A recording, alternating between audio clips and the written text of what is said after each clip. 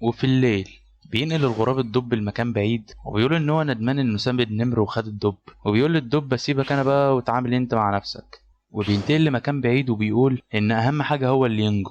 بيفكر في نفسه يعني. نفسي ثم نفسي ثم نفسي ثم حالي ثم ما عادش حد غالي. لحد ما الغوريلا بيمسكه، فبيقول له انت عايز ايه؟ فبيفتكر ان الغوريلا كانت قالت له ان هي عندها فكرة ان البشر والوحوش يعيشوا في سلام. فبيقول له انت مجنون، مفيش سلام ما بين البشر والوحوش، انت كأنك بتقول لهم يربوا حيوان ويتعايشوا معاه بدل ما ياكلوه، انت بالظبط بتفكرني بامك. لما عرضت الفكرة على الملك اتخلص منها، وبيقول له ارضى بالامر الواقع يا غوريلا، وما تعملش زي امك عشان ما يحصلش فيك نفس اللي حصل لها. فبيتعصب الغوريلا وبيقسمه نصين وبيمشي. وبيفتكر وهو صغير ان امه قالت له ان في امل البشر والوحوش يعيشوا في سلام. بالليل في المستشفى بيقول له لفين انا مش لاقي الساعه بتاعتي. فبيقول له انت اخر مره شفتها فين؟ بيقول له مش فاكر. فبيبدا يعيط. فبيواسيه فين وبيقول له يلا بينا ندور عليها. وبيدوروا عليها بس ما بيلاقوهاش. فبيقول له فين، تعالى ندور بره المستشفى. فبيتسللوا بره المستشفى لحد ما بيوصلوا للمدينه. بس فجاه بيشوفوا نور جاي من بعيد، بيطلع انه الغوريلا.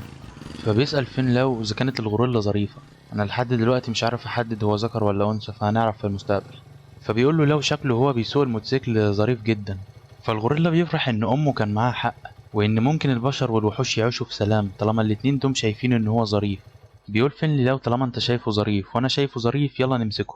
فالغوريلا بيبص لهم كده وبيقول لهم أنا ظريف صح؟ فبيقوم فين ولو مكنسلين فكرة إن هو ظريف بس، والغوريلا وهي ماشية كده بيبص قدامه بيلاقي حشرة المانتس، وحش ملعون من المستوى الخامس. فبيقضي عليها وبيمشي، بس بيظهر سرب من وحوش المانتس وبيروح عشان يهجموا على فين ولاو. بس بينزل النظام بطريقة الطبخ وبيقول له إن الوحش غير سام. هتجيب الطاسة وتحط شوية زيت لحد ما يغلي مع حبة ملح وفلفل للطعم وتسيبه يبرد شوية عشان يكون مقرمش. بس بيظهر الغوريلا وبيدمر المانتس وبيقول لهم غوريلا لديكم لا خوف عليكم. وبيقول لهم انا ظريف مش كده. وبيركب الدراجه بتاعته وبيودعهم، وهو ماشي كده بيقول ان امه كان معاها حق. بس فين ولو بيكونوا متضايقين لانه ضيع الغدا بتاعهم. وفي المقر بتكون الرئيسة بتتكلم مع القائد وبتسأله هيعملوا ايه في الوحوش الملعونة من المستوى التاسع، وهيتعاملوا ازاي مع ملك الوحوش، هل بكده تضحية فريق كينج ضايت على الفاضي؟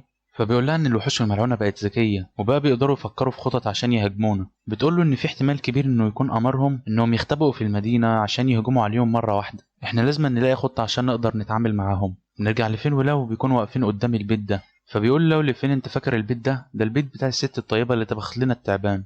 فبيقول له لو تعال نروح نزورها. فين بيقول له ماشي بس تعال نشتري لها هدية، ما ينفعش ندخل بايدينا فاضية، في محل صغير هناك اهو تعال نروح نشتري منه حاجة. وبيقرروا ان هم هيشتروا لها صندوق لبن او حليب. بس صاحبة المحل بتاخد بالها انهم من مستشفى شينج للامراض العقلية، وبيروحوا يقولوا لها احنا عايزين نشتري الصندوق ده بس ما معناش فلوس ندفع لك. وبتقول في نفسها كده انتوا عايزين تشتروا ازاي من غير فلوس؟ انتوا كده بتسرقوني وانا لا يمكن اسيبكم تمشوا. فبيخرجوا من المحل وبيقولوا لها احنا هنبقى نرجع لك الفلوس بعدين. فبتقول لهم تمام تمام في اي وقت. فلما بيوصلوا لشقتها بيقولوا ان الوقت اتاخر وزمانها نامت. فبيقرروا يسيبوا الصندوق ويرجعوا يدوروا على الساعه في المستشفى. وفي اليوم اللي بعده الست الطيبه بتاخد بالها من الصندوق وبتبقى مستغربه ده بتاع مين ومين اللي حطه هنا، بس جارها بيقوم سامعها فبيطلع يقول لها ان الصندوق ده بتاعي وانا اللي طلبته بس هما بعتهولك بالغلط. فبتقول له انت متاكد ان هو بتاعك؟ فبيقول لها انت تقصدي ايه، ده اكيد بتاعي، واحده زيك بتبيع لحمه للناس تشك فيا انا؟ فبتقول له انت بتقول كده ليه، انا ما كنتش اقصد كده. فبتعتذر له وبتدخل شقتها فبيقول لها انا مش محتاجه اعتذار من واحده زيك. فبيساله ابنه انت اشتريت لبن ليه؟ فبيقول له انا ما اشتريتش حاجه، الصندوق ده كان قدام شقه جارتنا اللي هي، فانا ضحكت عليها وسرقت منها الصندوق. انا فضلت اعايرها وهي مش هتقدر ترد عليا بعد كده. بس فجاه بيحس ان هو دايخان وبيقع على الارض. في نفس الوقت ده بيكون الدكتور برولي بيزعق مع المدير هاورن وبيقول له انت بتعمل بطاقه عضويه ليه، ده كده ملهاش لازمه. لحد ما بتدخل عليه الممرضه وبتقول له انهم رجعوا تاني. فبيقول لها رجعوا تاني؟ مين اللي رجعوا تاني؟ استني، ما تقوليش انك تقصدي. وبيبدأ يقول ازاي هما مش ماتوا تحت وحش ملعون لما المستشفى اتدمرت؟ ازاي لسه عايشين؟ وبيدخل عليه لو بيقول له ازيك يا دكتور، احنا جينا ندور على الساعه بتاعتي ما شفتهاش هنا ولا هنا، وكمان انت وحشتنا فجينا نزورك. والدكتور يا عيني بيكون لسه مصدوم وعمال يقول لهم انتوا اكيد اشباح. وبيقول له المدير في التليفون اه صح انا نسيت اقول لك ده فين ولو عايشين. وبيقول له ان هم تسللوا الليله اللي فاتت من المستشفى وفضل يدور عليهم كتير، خلي بالك منهم انا هبعت حد يجي ياخدهم. وبيبدأ الدكتور يعيط وبيقول في نفسه عادي مش شرط عشان انت راجل ما تعيطش، حتى الحديد ممكن ينتنى. وانا زهقت من الاتنين دول. انا بس زعلان عشان هورن ضحك عليا وخلاني اعمل له بطاقه عضويه، وبياخدهم الدكتور يقول لهم اطلعوا بره وما تجوش هنا تاني، انا عندي مرضى اهتم بيهم. بس لو كان يعرف ان هم اللي دمروا الوحش الملعون وانقذوا المستشفى. وهما بيزقوهم كده بيسمعوا صوت الست الطيبه، فبيقول فين لا وانا سمعت صوت الست الطيبه، تعال نروح نشوف فيه ايه. فبيختفوا فجأة، فبيقول الدكتور هما راحوا فين بالسرعة دي. بتكون الست اللي جوزها سرق صندوق اللبن او الحليب عمالة بتهزق في الست الطيبة، وبتقول لها انت عملتي ايه في جوزي يا ولية بعد ما شافك جاله سكتة قلبية، فاكيد انت عملتي حاجة يا لك من امرأة. وبتبقى رايحة كده هتضربها، فبيقوم فين ماسك ايديها على اخر لحظة، وبتبقى لسه رايحة تشتم فين، بس بتاخد بالها من حاجة انه مريض نفسي من مستشفى تشينج. فبتقول له سيب ايدي وابعد عني يا مجنون. فبيجي ابنها يقول لها ازاي يجي لك الجرأة تمسك ايد امي، وبيقول لهم ابعدوا عن امي يا شويه مجانين. والا الناس لما بتعرف انهم مجانين من مستشفى تشينج بيهربوا كلهم من المكان. بتشكرهم الست الطيبه وبتقول لفين يسيب دراعها، فبيقول لها بس دي ضربتك لازم تتعاقب، المدير قال ان اي حد غلط لازم يتعاقب. واول ما الست بتسمع ان فين هيعاقبها بتبدا تتخيل ايوه احنا هنعاقبك، هنقطعك لشرائح لحم وهناكلك.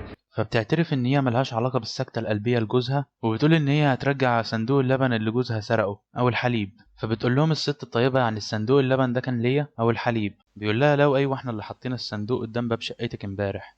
وبيقول لها فين احنا جينا متأخر فقلنا بلاش نزعجك وسيبناه قدام الباب. فبتشكرهم بس بيجي الدكتور بيقول لهم كفاية شطح بقى كفاية شطح بقى، لو الدكاترة عرفوا ان كنتوا هنا هيحصل حالة ذعر في المكان. وبيجي شياو بيقول للدكتور احنا جينا عشان نفكر لو كنا هنستثمر في المستشفى دي.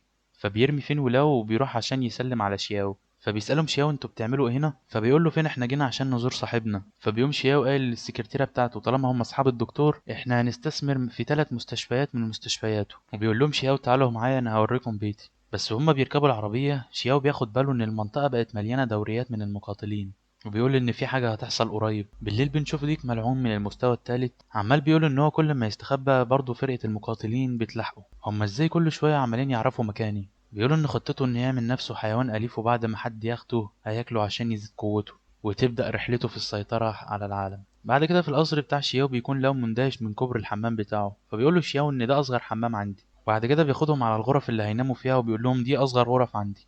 فبيقول له لو ازاي اصغر غرفة، ده السرير ده كبير جدا. وبيستأذنهم شياو يبات معاهم الليلة وبيقول لهم ان عمره ما كان له صحاب ولا حد يلعب معاه. فبيقولوا له عمرك ما كان لك صحاب؟ اكيد احنا صحابك.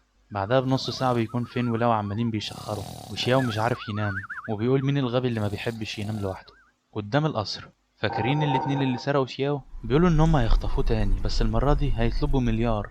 فبيصحى فين وبيقول لشياو انت ليه صاحي بدري؟ المهم في ضيوف جايين يزوروك مش هتقوم تسلم عليهم؟ وبعد ما الحرامي بيخرج من البلاعة بيلاقي على طول الحرس في وشه وبيسألوه انت بتعمل ايه هنا؟ فبيقولوا لهم احنا عمال الصرف الصحي وجايين عشان ننظف البلاعات. بيقول فين لشياو احنا شكلنا عطلان لهم عن شغلهم. فبيقول شياو للحراس خليهم يكملوا شغلهم. بس فين بيقول له شكلهم مألوف مش دول الاتنين اللي كانوا خطفوك؟ فبيقولوا لهم لا لا التانيين كانوا اخواتنا التوأم. وهما شغالين بيقول اللي على اليمين ده لاخوه تيجي نهرب. فبيقول له نهرب ايه يا غبي، ما انت شايف الحراس في كل مكان، تعال نخلص شغلنا ونمشي. وبيكون فين وشياو قاعدين بيتفرجوا عليهم لحد ما بتيجي رسالة من النظام لفين وبيقول له ان في مصدر طاقة على بعد 5000 متر ممكن يخليك شبعان لمدة 4 ايام. بيقول فين لشياو انا رايح مشوار وراجع تاني خلي بالك من لاو. في الوقت ده بيكون الديك الملعون عمال بيتجول في الحارة والمقاتلين بيكونوا بيدوروا عليه. فبيلمح ان في بنت عمالة تجري، بيقول ان هو لما ياكلها هيوصل للمستوى الرابع. وبيروح عشان يهجم على البنت بس بيمسكوا فين، والبنت بتسأل فين لو كان عايز منها حاجة. فبيقول لها فين انا لقيت الفرخة دي ايه رأيك فيها، ظريفة ولا مش ظريفة؟ البنت بتجري في كلامه وبتقول له ايوه ظريفة عشان يسيبها في حالها. فبيقول لها فين انا برضو شايف ان هي ظريفة. المهم بينزل النظام بطريقة الطبخ، هتقطع الديك لقطع صغيرة مع قطع صغيرة من الفلفل والثوم متقطعة شرايح رفيعة، وهتخلط كل ده مع بعض في حلة على النار لحد ما تتسلق وبعد كده اقليها. في صباح اليوم التاني في قصر شياو بيقولوا الحرس للحرامية انتوا اشتغلتوا كويس قوي ودي اجرتكم. فبيقولوا لبعض هي دي الفلوس الحلال، فبيقرروا يتوبوا وياخدوا بعد كده فلوسهم بعرق جبينهم. وفين بيروح يصحي لاو وبيقول له بص على الفرخة دي ايه رأيك فيها ظريفة؟ فبيتعصب الديك عليهم وبيقول فرخة مين انا ديك. بس بتجيله فكرة هما اكيد مش هيقتلوني لو عملت نفسي ظريف، فبيعمل نفسه ظريف. فبيقول لو فين ايوه ده شكله ظريف. فالديك بيقوم مطمن انه قال عنه ظريف وكده مش هيطبخوه. فبيقول لو فين اكيد هيكون طعمه حلو لو قليناه او نعمل فراخ بانيه. فبيقول لهم الديك انتوا مجانين ولا ايه، انتوا مش لسه قايلين عني ظريف يعني المفروض ما تاكلونيش. فبيقول فين لو انا عارف كويس احنا هنطبخه ازاي. بس لما بيبصوا له تاني بيلاقوا ان شكله بقى وحش فبيقول لو فجأة ما عادش ظريف، بس بتجيله فكرة. بيقول لي فين هو مش المفروض ان الديك بيقدر يحط بيض؟ ايه رأيك نخليه يبيض لنا؟ فبيقول له فين انت عايزه يبيض بدل ما نطبخه؟ فالديك بيقول لهم انتوا مستوعبين انتوا بتقولوا ايه؟ ديك بيبيض؟ فبيقرروا يستنوه لحد ما يبيض لهم بيضتين. فبيقول الديك في نفسه مستحيل الديك يبيض، اعملها لكم ازاي؟ فبيقول فين لو شكله مش هيبيض، ما تيجي نطبخه احسن. فبيقول لهم خلاص هبيض. وبيقول ان الحل الوحيد عشان تعيش في منطقة الاعداء انك تعمل اللي هم عايزينه. انا ديك بطولي لازم انتقم لشرفي بعدين. فبيطلبوا من مساعد شياو ان هو يقلي لهم البيض. فالديك بيقول لهم قد ايه انتوا وحوش، مش بس خليتوا ديك يبيض، لا كمان هتاكلوا عيالي قدامي. بس لما بيشم ريحتهم بيقول لهم ايه ده، ريحتكم حلوه قوي يا عيالي. وبيقول النظام لفين ان قوتك زادت بنسبة 10%، زائد تم ايقاف الجوع المطلق لمدة يوم. فبيقول لو لفين احنا هنربيه ونخليه يبيض لنا بيضتين كل يوم. فبيقول لهم قد ايه انتوا بشر وحوش، انتوا مستوعبين انتوا بتقولوا ايه؟ في مقر المقاتلين بيسألهم القائد لو كانوا جهزوا درع من المستوى التاسع عشان لو حصل هجوم وحوش. فبيقولوا له ان هو جاهز، بس المشكلة انه لو اشتغل هيشتغل لمدة 15 دقيقة بس. بيقول القائد ان هم محتاجين مساعدة المقر والمدن التانية. فبتقول له رئيسة القسم احنا على الاقل محتاجين مساعدة 2 من المستوى التاسع عشان يمنعوا تدمير المدينة. بيقول لها القائد ان المدن التانية رفضوا ان هم يساعدوهم عشان ما عندهمش دليل ان في وحش من مستوى الملك هيهجم عليهم. فبتقول له انا هكلمهم انا واطلب منهم مساعدة. فبيقول لها لا انا عندي فكرة احسن. بتقول له انت رايح فين؟ بيقول لها اروح مشوار في السريع وراجع تاني. في اليوم اللي بعده بيكون شياو وصل فين ولاو المستشفى الامراض العقليه. بيقابلهم المدير وبيقول لهم انتوا اشتريتوا حاجه من بره، لبن مثلا او حليب؟ فبيقول له فين، ايوه اشترينا ومحتاجين ندفع حقه دلوقتي. فبيقول لهم هو دفع حقه بس اوعوا تشتروا انتوا مره تانية من بره. فبيقول له لاو ليه؟ عشان ما عندناش فلوس؟ بيقول له المدير بالظبط عشان ما معكش فلوس. وبيقول له على عكسك انت ام فين سابت مبلغ كبير عشان نرعاه، انما انت هنا من قبل ما انا اتعين ولحد دلوقتي ما دفعتش الفلوس اللي عليك.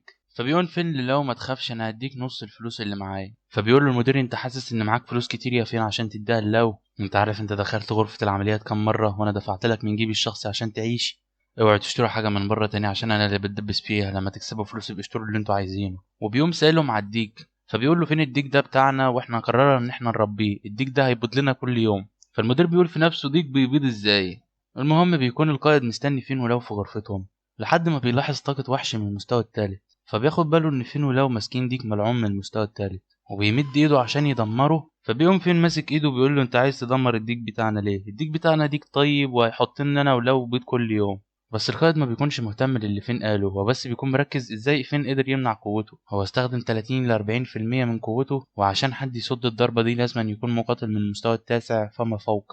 فبيقرر يستخدم تقنيته التنانين الذهبية وبيهجم على فين. بس فين بيتفادى جميع ضرباته وبيقول له انت راجل طيب انا مش عايز اتخانق معاك، بس مش هسمح ليك انك تأذي الفرخة بتاعتي. وبعد 3 ساعات من محاولة القائد انه يمسك فين بيقول ان هو مش قادر يعرف قوة فين في المستوى الكام. والديك بيكون مرعوب وبيسأل نفسه هو ليه فيه مقاتل وطني هنا. فالقائد بيقول لي فين خلاص تعالى انا مش هأذي الفرخة بتاعتك، انا بس عايز اكلمك في موضوع. فبيقول له لا روح شوف هو عايز ايه، ده راجل طيب ودايما كان بيثق فينا. بيدي له الديك وبيقول له خلي بالك من الفرخة، وبيروح يشوف القائد هو عايز ايه. فبيقول له للديك ايه رأيك تجرب التقنية بتاعتي دي هتخليك اقوى. بيقول القائد لفين تعرف فريق كينج اللي كان جاينا قبل كده؟ فبيقول له فين تقصد الناس الطيبين اللي كانوا عايزين يرشحونا عشان نكون مقاتلين؟ فبيقول له ايوه كلهم ماتوا. وبيقول له اسمع يا فين انت قوي جدا، انا مش عارف انت في المستوى الكام بس طالما تقدر تراوغني وتتفادى هجومي يبقى انت قوي جدا. حاليا المدينة بتواجه خطر شديد، في ملك وحوش ممكن يهجم على المدينة في اي لحظة، فلو انا مت في المعركة عايزك تقاتل عشان تحمي المدينة. وبيروح عشان يمضي على عقد استلام فين ولاو. فالمدير بيقول له انت فكرت في الموضوع ولا قدرت تقنع رئيسة القسم؟ فبيقول له لا مستحيل رئيسة القسم توافق ان مريض نفسي ينضم للقوات الخاصة، بس انا هخليهم مقاتلين باستخدام العقد ده ومن غير ما حد يعرف هدخلهم في القوات الخاصة، وطول ما هم بيقاتلوا الوحوش وبيحموا المدينة انا هعملهم احسن معاملة. فبيقول له انا متأكد انك هتخلي بالك منهم. بيقول المدير للقائد رغم ان هم 2 سايكو الا انهم عمرهم ما اذوا حد، هم بس بيأذوا نفسهم لكن عمرهم ما عملوا مشاكل او اذوا اي شخص تاني، فخلي بالك منهم وتعامل معاهم كأنك بتتعامل مع اطفال وهتلاقيهم طيبين جدا. قدام المستشفى بيكون فين ولاو بيودعوا المدير. فبيقول له لو احنا هنيجي نزورك كل يوم. فبيقول له المدير لا لا لا ما تتعبش نفسك، ركز في شغلك وركز في رفع مستواك، ركز في حلمك. وبيودعه لو تاني وبيقول له احنا هنروح نشتغل عشان نجيب فلوس. بس كان القائد سأل المدير احط لهم فلوسهم فين، فالمدير بيقول له حطهم في حساب البنكي. يا اخي كل ما الواحد يقول ان المدير طيب يطلع كلب فلوس زي مستر سلطة. نرجع تاني للديك اللي بيقول لولا ان فين لحقه من ايد لاو كان زمانه ميت دلوقتي. المهم بيبص يمين وشمال وبيلاقي نفسه في المقر الرئيسي لمكافحة الوحوش، وبيقول الديك انا دلوقتي في مقر الاعداء ومحدش واخد باله مني، ربنا يعدي اليوم ده على خير. بس فجأة بيشاور عليه واحد وبيقول لهم في هنا وحش ملعون، فكلهم بيبصوا عليه وبيقولوا يلا عشان نقضي عليه، يلا مسكوه اقتلوه. فبيقول لهم القائد اهدوا الوحش ده متدرب، وبيقول لهم تعالوا من هنا عشان تتسجلوا في القوات الخاصة. بتقوله المسؤول عن التسجيل انت عايز تسجل الاتنين دول تمام، بس سؤال هما ليه لابسين لبس مرضى عقليين؟ فبيقول لها ان هما متنكرين. فبتقول له شباب اليومين دول بيحبوا الحاجات الغريبة ومسميين التنكر ده كوسبلاي، وبتسأله لو كان الوحش الملعون ده عايش عشان نقول للفريق الجراحي ياخدوا منه عينة ويعملوا عليه شوية بحوثات. فبيقول الديك في نفسه عينة وجراحة وأبحاث انتوا عايزين تعملوا فيها أكتر من كده؟ مش كفاية خليته ديك يبيض؟ فبيقول فين ولو للقائد ان الفرخة بتاعتنا مفيش حد هياخدها مننا. فبيقول لها القائد لا سجليها بس ان هي مجرد حيوان أليف ليهم. فبتقول في نفسها حيوان أليف؟ ده وحش من المستوى التالت يقدر يدمر مدينة لوحده، بس طالما الرئيس جابهم بنفسه ومعاهم وحش ملعون من المستوى التالت على انه حيوان أليف اكيد هم مميزين. فبتطلع تليفونها وبتبدأ تسأل جروب المقاتلين، بتقول لهم ان انضم 2 جداد سجلهم الرئيس بنفسه للقوات الخاصة. بيرد عليها واحد وبيقول لها ايه الجديد، ما الرئيس كل شوية بيجند ناس عادي. فبتقول له دول بيربوا وحش من المستوى الثالث على انه حيوان أليف. فبيرد عليهم واحد وبيقول لهم بما انه وحش من المستوى الثالث يبقى بالنسبة للبشر هو وحش من المستوى الرابع. هم عندهم كام سنة؟ فبتقول له لسه صغيرين عندهم 20 سنة وبيحبوا التنكر. بيرد عليهم واحد وبيقول لهم انا في المستوى الخامس وما عنديش جراءة ان انا امسك وحش من المستوى الثالث. ففي واحدة بتقول لها دول شكلهم مواهب جديدة، عرفت قوتهم قد ايه؟ بترد عليها موظفة التسجيل وبتقول لها ان الرئيس خدهم من نص ساعة لغرفة الابحاث عشان يشوف قد ايه قوتهم. وبعد الأبحاث اللي اتعملت على لاو، جهاز البحث ما بيقدرش يعرف عمر لاو ولا حتى طاقته ولا حتى مصدر قوته، يعني هو في المستوى الصفر إنسان عادي جدا. فبيقول قائد في نفسه إنسان عادي إزاي؟ ده كان هيموتني كذا مرة، في حاجة غلط، احنا ما احناش قادرين نكتشف قوتهم منين. وبيجي دور فين بيكتشف الجهاز ان هو عنده 19 سنة ولكنه ما عندوش اي قوة ومصدر القوة الخاصة بتاعته مش موجود، يعني في المستوى صفر إنسان عادي جدا. وبيقول القائد في نفسه هو انا ليه مش قادر اكتشف قوتهم ولا حتى جهاز البحث قادر يكتشف قوتهم؟ المسؤول عن الابحاث بيكون شاكك ان هم مجرد ناس عاديين، بس القائد بيقول له دول مش ناس عاديين، احنا محناش قادرين نكتشف قوتهم بس هم اقوياء جدا. بيقول له تمام، يعني اكتب في المعلومات بتاعتهم. فبيقول له اكتب مستواهم مجهول مع قدرة غير مستقرة. فبياخدهم القائد عشان يوريهم غرفتهم الجديدة ويديهم الزي الرسمي بتاع المقاتلين. فبعد ما بيمشوا بيقول الشخص ده ان اكيد القائد بيتوسط لهم عشان قرايبه. فين ولو بيكونوا لبسوا زي المقاتلين، وبالنسبة للديك الملعون بيكونوا لبسوه طوق حيوان أليف. بيقول في نفسه استنوا بس عليا لما أكون أقوى هاكلكوا كلكم. وبيقول لهم القائد إن من النهاردة دي غرفتكم، المهم خلينا نتكلم عن شغلكم. فبيقولوا له شغل إيه؟ بيقول لهم مش حاجة صعبة، كل اللي هتعملوها إنكم هتاخدوا دوريات وتساعدوا اللي محتاج مساعدة. وبيقول لهم بس كده شغلكم هيبدأ من بكرة. بس بيقول له لو أنا حسنت تقنيتي عشان أقدر أعالجك. بيقول له فين لو فضل سهران طول الليل عشان يقدر يخترع لك التقنية دي. فبيقول في نفسه رغم ان هم مرضى عقليين الا انهم بيفكروا ازاي يعالجوني، دول طيبين زي ما قال المدير هاورن. فبيوافق ان هم يعالجوه. فبيقول له لو تمام، اول حاجة هنعملها ان احنا نتخلص من عينك السليمة. فبيهرب منهم وبيقول ان هو المرة دي عمره ما هيثق فيهم ابدا، وبيستدعي ينج سونج او بالمختصر كده شادو، مقاتل من المستوى السابع. وبيقول له القائد شفت الاتنين الجداد؟ فبيقول له شادو تقصد فين ولاو والديك الملعون من المستوى الثالث؟ فبيقول له ايوه، مهمتك انك تشرف عليهم من بعيد بكل سريه من غير حتى ما يشوفوك. فبيقول له انت عايزني اتدخل احميهم لو كانوا في خطر؟ فبيقول له القائد لا، لو كانوا في خطر اهرب وخلي بالك من نفسك، ولو انت عايش مع قرايبك سيب لهم وصيه او سيب لنا وصيتك وكلماتك الاخيره.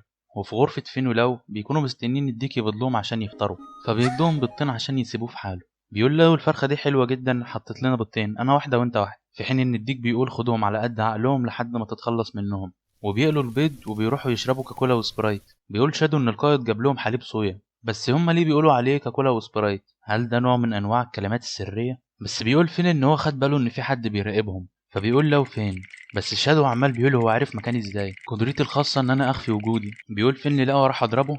فبيقول له لا وسيبه، احنا هناكل ونبدا شغلنا. وشادو بيكون واقف وبيموت من الرعب. وبينزل فين ولو عشان يبداوا دورياتهم، بس بيقول واحد في الجروب انه هيروح يختبر قوتهم وبيروح عشان يهاجم فين، بس بيوقف الضربه وبيقول له انا عارفك، مش انت اللي هزمت الوحش الملعون من المستوى السابع في المستشفى؟ وبيظهر ان ده ليو، مقاتل من المستوى السابع اللي كان رسم الرسمه بتاعتهم ونشرها في الاقمار الصناعيه. فبيقول له فين انت مين، وبيقول ان هو كان متاكد ان في حاجه غلط، الناس في الجروب كانت بتحسبكوا اولاد اخت القائد عشان كده انضممتم. وبينزل فين ولاو في دورياتهم، فبيلاقوا ست عجوز بتسال عن الطريق، فبيروحوا يقولوا لها انت عايزه مساعده يا حاجه، فبتقول لهم انا بقالي 4 ساعات هنا مش عارفه اروح. فبيقولوا لها احنا هنساعدك، وبيسالها بيتها فين، فبتقول له في اخر الطريق. وبعد ساعه مشي بيسالها لو فين بيتها، فبتقول له انه في اخر الطريق بس ما عادتش قادره تمشي، فبيقول لها فين انا هحملك على ظهري. وبعد ساعه مشي بيسالها فين بيتها، فبتقول له انه في اخر الطريق، فبيقول الديك ان بيتها بعيد جدا، حتى وحش من المستوى الثالث زيه ومش قادر يمشي المسافه دي كلها. وفي الليل بيكونوا وصلوا اخيرا لبيتها،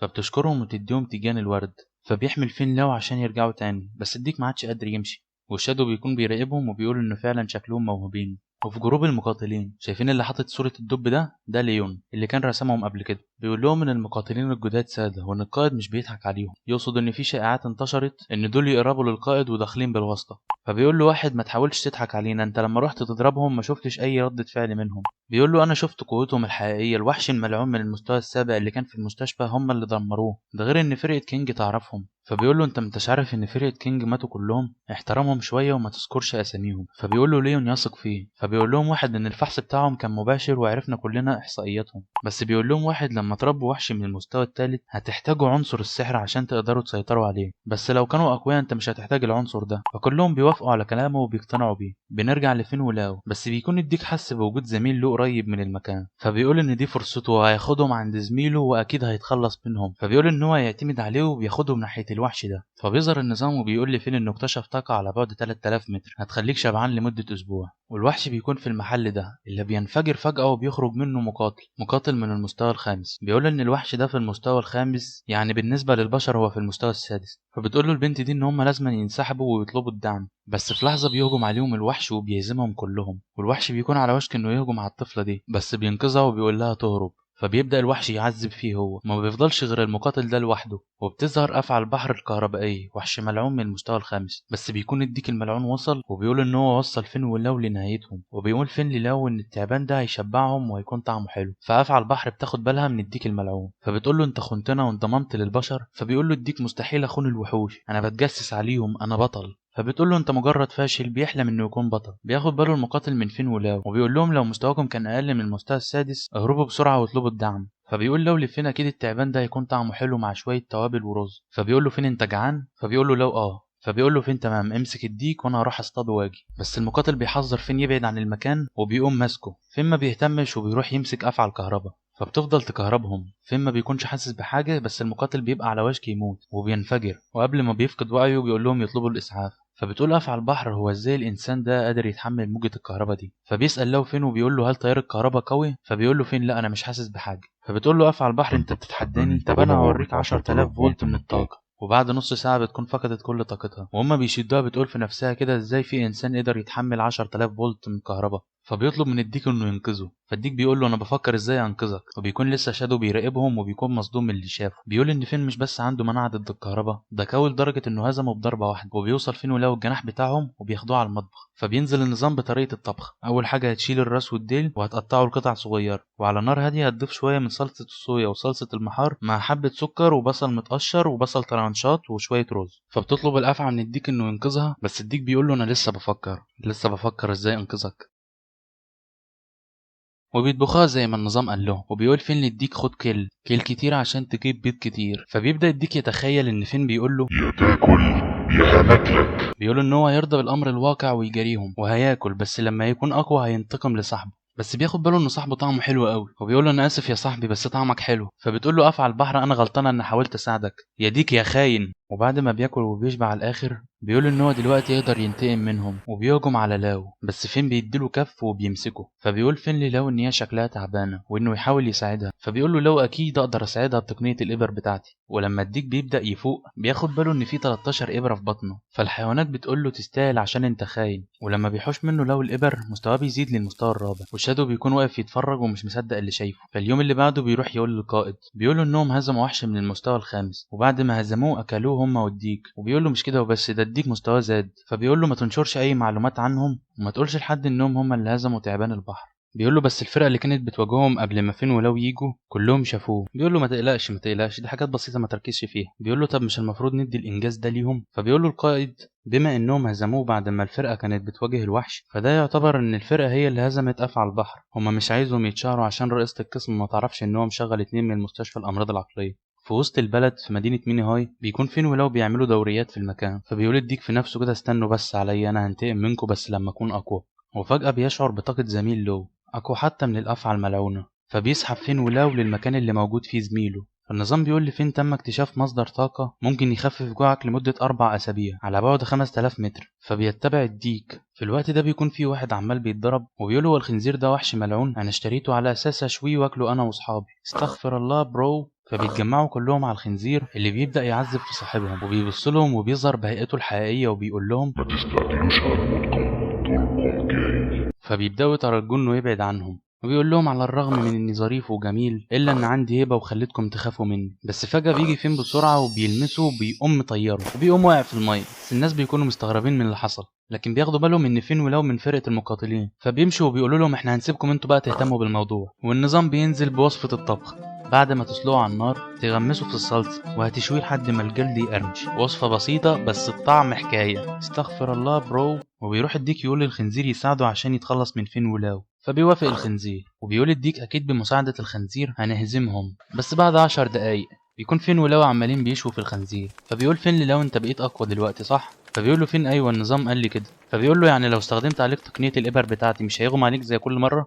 فبيقول له فين ممكن. لو بيقول له طب يلا نجرب. بس برضه بيغمى على فين. فلو بيقول انا غلطت في ايه المره دي؟ فبيقول الديك اعتقد ان دي فرصتي، انا دلوقتي وحش ملعون من المستوى الرابع والشخص القوي اللي كنت بخاف منه اغمى عليه، انا هستغل الفرصه دي واهجم على لاو. وبيروح يهجم على لاو بس لاو بيقوم حاطط له حته من الخنزير في بقه وبيقول له كيل كتير عشان تجيب بيض كتير. فبيقول الديك قد ايه انت وحش عايز ناكل زميلي؟ بس بيقوم بلعها وبيقول انا اسف يا زميلي بس طعمك حلو قوي. فبيقول الخنزير تصدق ان انا غلطان ان انا حاولت اساعدك؟ وبيقول الديك انا اسف بس هنتقم لك لما اكون اقوى. ومن كتر اللحم اللي اكله جسمه ما بيستحملش وبيبقى على وشك يموت. بس لو اول ما بيشوفه بيحسبه انه مريض فبيحطوا له ابره في ظهره.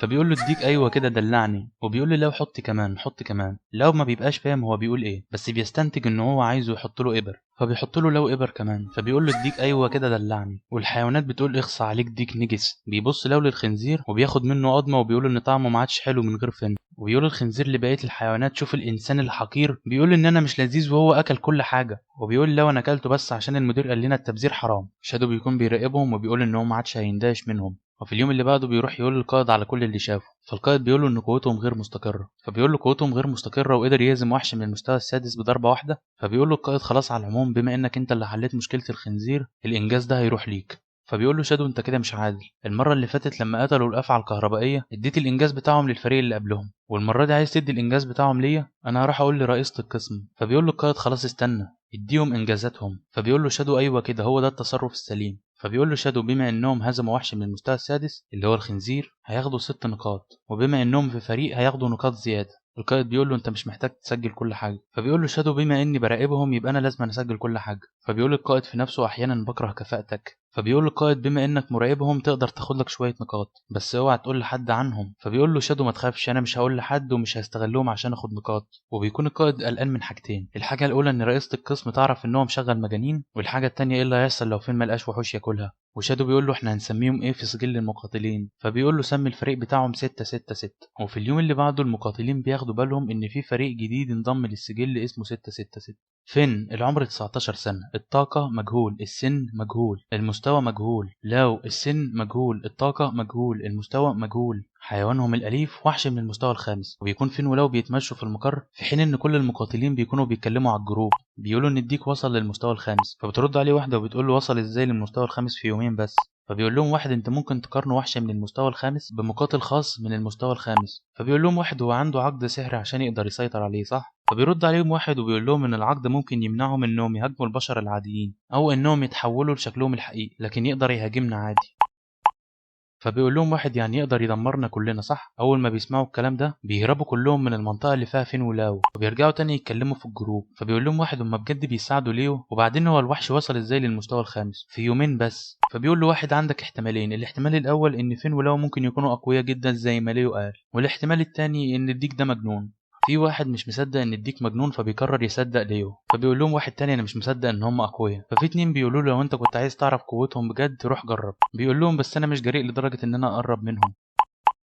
وبيكون فين ولو ماشيين في امان الله لحد ما بيهجم عليه واحد. بيقول فين لو شفت ضربني ازاي، بيعتذر لهم وبيقول في نفسه ان هو ما قدرش يتجنب ضربته، كل اللي محتاجه ان فين يرد له الضرب وساعتها هيعرف هو قوي ولا لا. فبيقول فين لو يرد له الضربه، فبيقول له لا ما تضربوش طالما اعتذر لك. فبيمشوا ويسيبوه بس هو بيبقى عايزهم يردوا له الضربه. وفين ولو لما بيتمشوا في المدينة بيكون في سلحفاة ملعونة من المستوى السابع بتقول إن هي فضلت مستخبية هنا لسنين وهي دلوقتي مستنية الأمر من الملك عشان تهجم على البشر. فبيقول له اديك أخويا الوحش الملعون، البشر دول قتلوا كتير من صحابنا وبيحاولوا يشغلوني معاهم، بس أنا دلوقتي لقيت وحش قوي زيك ساعدني عشان ننتقم منهم. فبيقول النظام لفين إن في وحش قدامك ممكن يخليك شبعان لمدة 7 أيام. فبيقول له فين هو ده صح، والسلحفاة بتقول للديك ما تخافش أنا قوي جدا هتخلص منهم بسرعة، وبيجهز الضربة الحمضية بتاعته وبيهجم بيها على فين. بس فين بيمسكه وفي وسط دهشة الديك بيقول احنا هنطبخه ازاي. فبينزل النظام بوصفة الطبخ صالح للأكل بعد قطع الراس، هتسلقه وتحط عليه شوية صلصة، وجبة ما بياكلهاش غير الملوك. فبيقول فين لو عرفت هطبخه ازاي، وبيروحوا عشان يطبخوه بس الديك بيقول لهم سيبوا صاحبي، وفي الآخر بيطبخوه. وبيقول فين ان هو جاهز دلوقتي عشان ناكله. الديك بيقول ان ريحتهم شهية بس بيستوعب ان ده صاحبه، وبيقول له ما تزعلش يا صاحبي انا هنتقم لك منهم بس بعد ما اكون اقوى. فبتقول له السلحفاة اقفل بس بقك الاول انت شكلك هتموت وتدوق يا خاين. بيقول لو للديك كيل كتير عشان تجيب بيض كتير. الديك بيقول في نفسه مهما حصل عمري ما هاكل صاحبي، بس برضه بياكل وبيقول انا اسف يا صاحبي بس طعمك حلو. فبتقول السلحفاة انا غلطانه ان انا ساعدتك، وبسبب انه اكل كتير مره تانية بيبقى على وشك ينفجر. فبيروح يطلب من لو انه يعالجه بالابر زي المره اللي فاتت. فالحيوانات بتقول له اخصى عليك انت ما بتتوبش. فبيقول فين لو الفرخه دي شكلها تعبان لازم نخليها ما تخلفش. فبيقول له فين خد خليها ما تخلفش بالابر. كل الحيوانات بتقول له يستخدم الابر على الخاين ده. فبيقول له ان هو هيخليها ما تخلفش عن طريق انه هيحط الابر في رقبتها. فبيقول لهم النمر عليكم اللعنه اشمعنى انا قطعتولي الخلف. بس لو ما بيعرفش يخلي الديك ما يخلفش فبيواسيه فين وبيقول له ما تخافش هتنجح المره الجايه او هنطبخها. والحيوانات بتقول قد ايه الخاين ده محظوظ. وبيروح الديك لحديقة الأسماك وبيطالب كل الأسماك والوحوش والقروش إنهم يساعدوه في الانتقام من الاتنين دول. وفين ولو بيقولوا قد ايه الأسماك دي ظريفة وجميلة. وهنا أدرك الديك أنه حان وقت الغداء. لو بيقول لي فين شايف أنت السمكة الكبيرة اللي هناك دي شكلها ظريفة أوي. وفي لحظة بينتقل كل السمك جنب الوحوش الملعونة. فبيبدأ الكلب يواسيهم عشان يبطلوا يعيطوا. فين ولو شووا كل السمك. فبيقول لو للديك كيل كتير عشان تجيب بيض كتير. فالديك بيقول له انا مش هاكل مهما حصل. لكن فجأة بيتخيل ان لو بيقول له انت لو ما اكلتش احنا اللي هناكلك. فبيقوم واكل. وبيقول للسمك اسف يا اصحابي بس طعمكم حلو جدا. وبياكل هو ولو لحد ما بيشبعوا. فبيشوفهم شادو ما بيبقاش مصدق هو شايف ايه. فبيعتقد ان الديك الملعون هو اللي بيعرفهم مكان الوحوش. بس بيكون في نجم بحر هو الحاجة الوحيدة اللي نجت. بيقول انه هيروح يقول للملك وكل الوحوش ان في ديك خاين شغال مع البشر. بياخد باله فين من النجمة وبيقول له هي لطيفة. فلو بيقول له لا شوف عندها شعر في رجليها. فبيقول له خلاص سيبها. وفي اليوم اللي بعده بيروح الديك يطلب المساعدة من العصافير الملعونة وحوش من المستوى السابع. فبيهجموا عليه وبيقولوا له ان هو خاين وشغال مع البشر. فبيزعل وبيقول انتوا هاجمتوني لما جيت اطلب منكم المساعدة. وبياخد اول قضمة وبيقول انتوا ما عنتوش صحابي. بيقول ان هو هينتقم من فين ولو لما يكون اقوى. بس بعد التفكير لما العصافير الملعونة هجمت عليا هم اللي حموني. فبيقول لا لا لا انا هبدأ احبهم ولا ايه دول بيخلوني ابيض. ايوه فكر يا ديك افتكر انت مين. انت الديك البطل اللي هينتقم لاصحابه بعد ما يكون اقوى.